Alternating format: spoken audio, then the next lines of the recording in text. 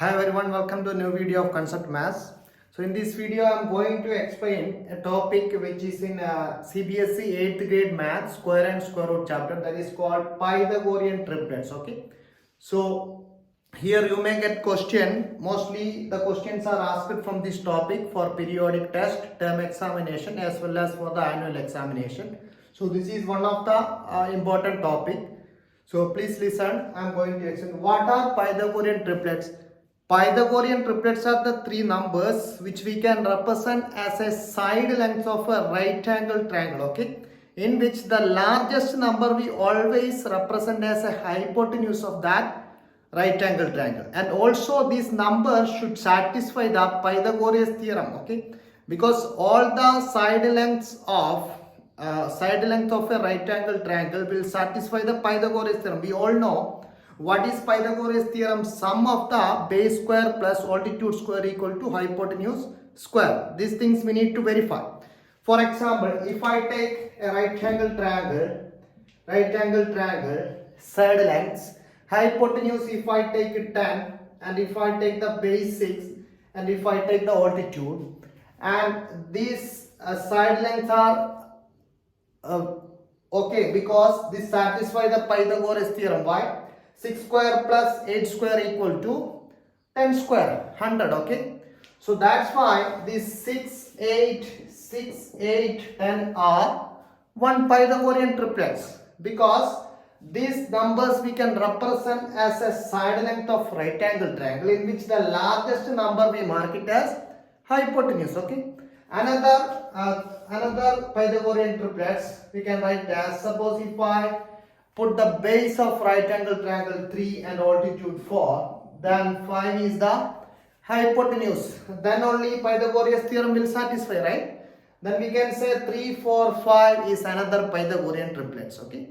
Similarly, there are infinite number of Pythagorean triplets we can form. But in general, if you want to form Pythagorean triplets with a special condition, okay, some special condition, we have some forms, okay, we have some general formula to obtain these members of these Pythagorean triplets. That's what I am going to teach you.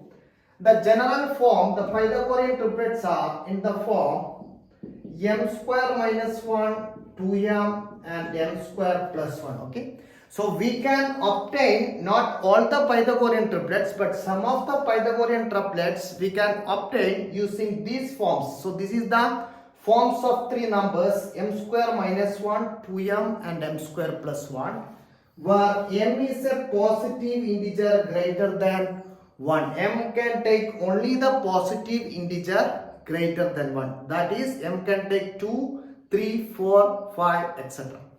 Okay.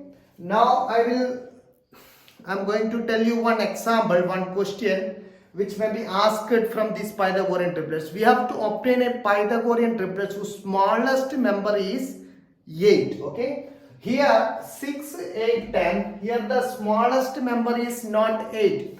Here the smallest member is 6, not 8. Okay. So m square minus 1, 2m, m square plus 1. Here m square plus 1 will be always largest. M square plus 1 will be always largest, and the smallest number could be either 2m or m square minus 1, okay. So it depends on the members, it will change. Suppose if you want to obtain the smallest member 8, we have to equate 8 to either m square minus 1 or 8 to 2m, okay. So when we take 2m is equal to 8, we get the value of m is equal to 8 by 2, that is 4. Now we can obtain the other members, that is m square minus 1. M square minus 1 is 4 square minus 1, 16 minus 1, 15. And the largest member, how do you get? M square plus 1. M square plus 1, that is m is equal to 4. 4 square plus 1, 16 plus 1, 17. Okay. Now we have formed a Pythagorean triplets 8, 15, 17. Okay. 8, 15, 17 is a Pythagorean triplets in which 8 is the smallest member. Instead of equating 2m is equal to 8, this 8 could be m square minus 1, okay? 8 could be m square minus 1. In that case, when m square minus 1 is equal to 8, so we will get m square equal to 9, m is equal to square root of 9, 3, okay? So we get the m positive integer value. Then we can find other members, that is 2m is equal to 2 into 3, 6, and m square plus 1 is equal to 3 square plus 1, 9 plus 1, 10, okay? So we have obtained another Pythagorean triplets using the same one member is 8, okay? So what are the Pythagorean triplets obtained here? 6, 8, 10, okay? So now see here we have obtained two Pythagorean triplets in which 8 is a member, okay? But where 8 is the smallest, here 8, 15, 17 is the Pythagorean triplets in which 8 is the smallest, okay? Now another question, if you are given one number, suppose if you are given one number,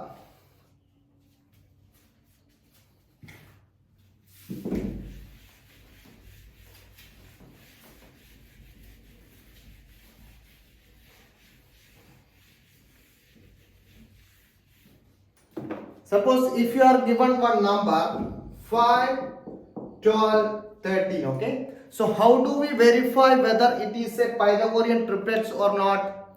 Yes, we can verify the squares of the largest number, okay? If the squares of the largest number in that number is equal to sum of the squares of other two members. Suppose sum of the squares of other two members is 5 square plus 12 square, 25 plus 144, that is 169.